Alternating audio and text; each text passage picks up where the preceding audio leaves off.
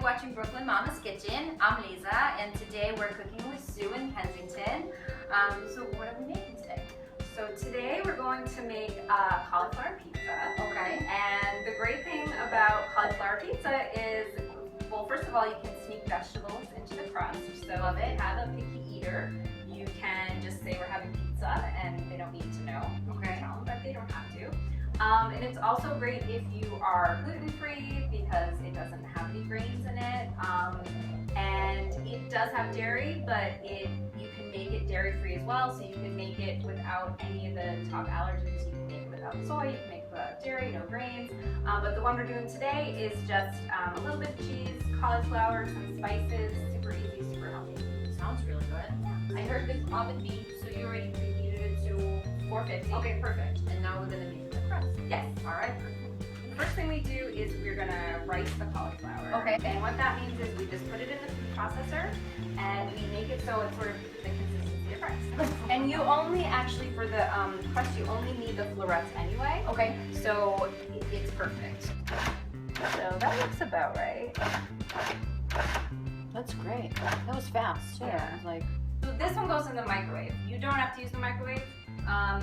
If you don't have one, you can do the boiling, but you would boil it before ricing it. You would actually boil rice it it and then boil it. Really? Yeah. And then strain it. Really fast, just really fast, and then strain Ah. it. And then So now you put it into the bowl. So now you might get. Yep, you cover it.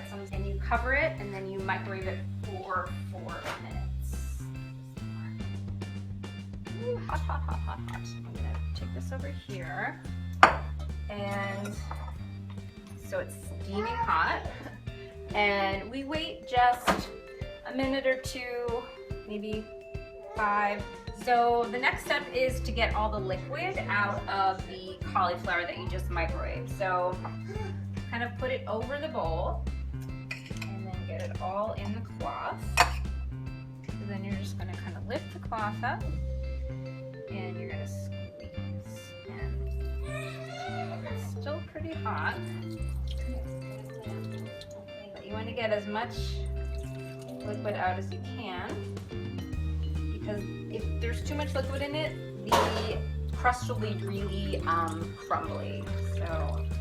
So then you're going to move it back to the bowl. So now it's nice and strained. Back to the bowl before it breaks in more. So now we kind of have our ball that looks kind of like dough. And then we're going to add all the other stuff. Come here, to show it. you. I want to show you something. Look. There's the kind of mushed up, drained out cauliflower. We're going to add 1/4 cup of mozzarella cheese. Okay. And 1/4 cup of Parmesan cheese. It sounds really good though. When you cheese eat in the crust. In the crust, yeah, and on top, that sounds delicious. Yeah, I'm so a this very is not, cheese person. yes, this is not a dairy-free dish, right? But, you know, there's a lot of cauliflower in here too, so there has to be a balance, especially for the kids, to have that like sort of creamy taste, the cheesy taste. Cracking it. All right. All right. Just 1 egg. 1 egg. We'll add maybe a yolk. So that actually looks. It looks doughy. Yeah, it's doughy, right? So. It does. And to. So if it's not as like gluey, then you would add some more. Maybe a But little more. this Like if you have a looks like- ton of cauliflower, then you might want to add some more. you might want to add like another yolk, or you could add another full egg if you have a lot. We add our spices. So Okay. I am not much of a measure, so I do, we like garlic, so we do garlic powder. I kind of did what I had.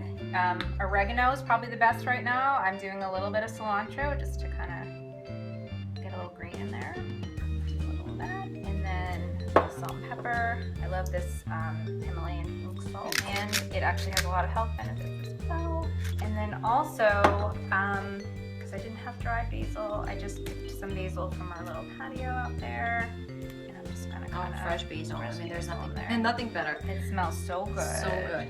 And oh, almost forgot. So I do, just to make it a little bit more crusty and crisp it up, is a little bit of almond flour which is basically just ground almonds.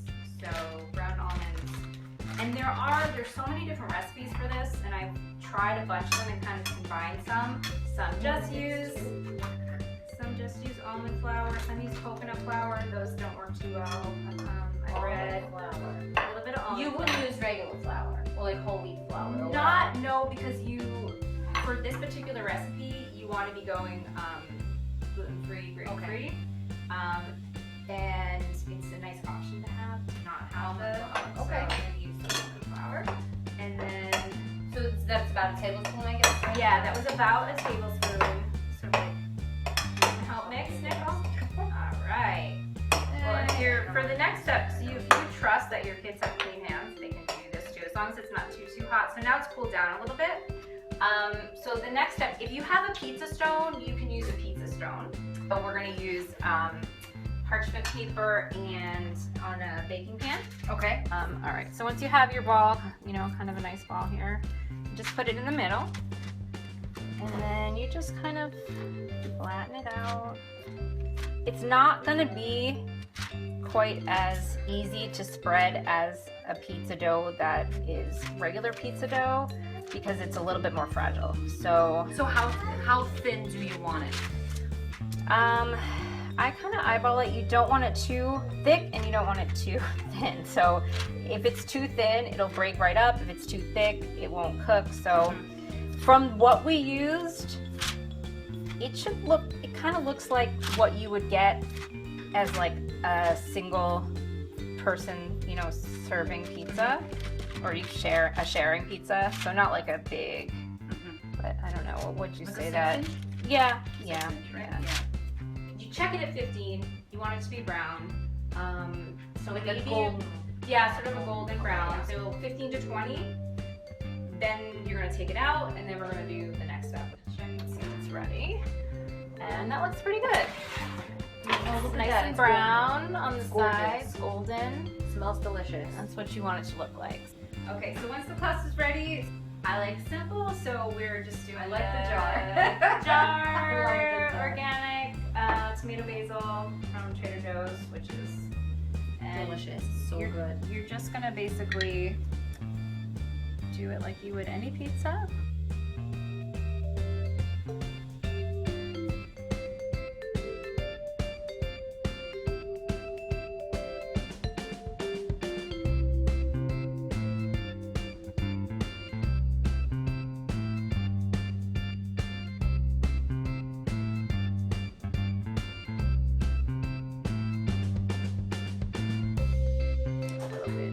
Your homegrown basil. My homegrown Coney Island's own It's great. I love it. basil. And we love basil. And voila!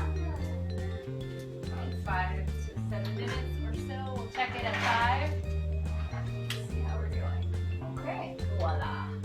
So that looks pretty good. Oh, it looks so good. And it smells really yummy. So we're gonna take that baby out. Let's make a little nickel piece here.